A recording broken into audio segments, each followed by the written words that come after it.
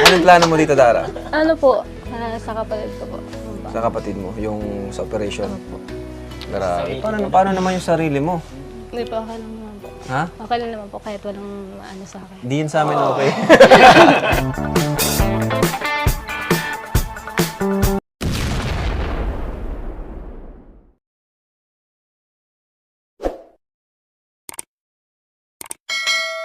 Tita from USA dahil nagpadala siya sa atin ng 100,000!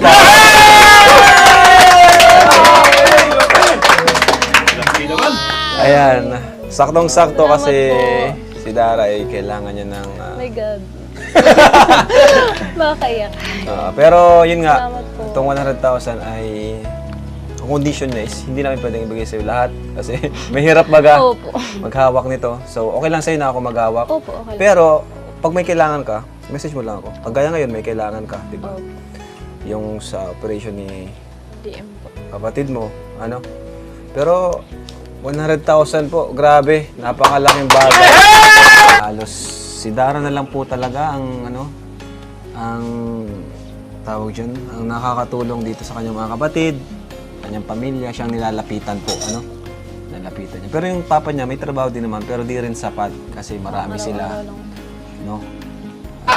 Anong plano mo dito, Dara? Ano po, sa kapatid ko po. Sa kapatid mo, yung sa operation. Ano po? Lagi talaga para sa... Grabe. Paano naman yung sarili mo? Hindi po, okay lang naman po. Ha? Okay lang naman po kahit walang ano sa akin. Di yun sa amin okay. Ayan. Pero ang pinakasabi niya talaga sa sa parang sa pag-aaral mo, ganun. Pero syempre, ikaw pa rin masusunod. Oo. Kung kailangan, na ngayon, emergency yun, no? Pero dapat makahanap kayo nung yung yung hindi naman sobrang mahal na Ano po. Yung matulong naman. na operation. Yun, sabihin mo lang sa akin, Opo. kung magkano kailangan. Ayan, kasi may GCash ka naman, di ba? Basta meron ka sa akin savings mula kay Tita from USA. Ayan, so mga kalingap, ito po yung next day ng aming vlog po kay Dara. Dito si Dara. At nag-church po kami. So yan, konting pahingat po dito sa bahay. At yun nga po, mga kalingap, mas better po na kay Tita from USA, no? Tita from USA, mas better po na si Dara na po yung maghawak ng pera. Kasi mas, alam niya yung pangailangan. At alam ko naman, may tiwala naman ako dito kay Dara. Di ba, Dara? Hindi mo pang Jollibee araw-araw.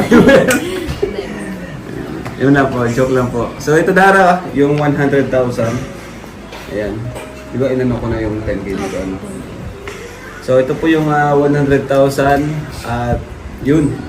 Si Dara na po maghahawak, pero Dara, mas better kung ilagay mo sa bank account mo. Opo, yun nga po yung bala ko po.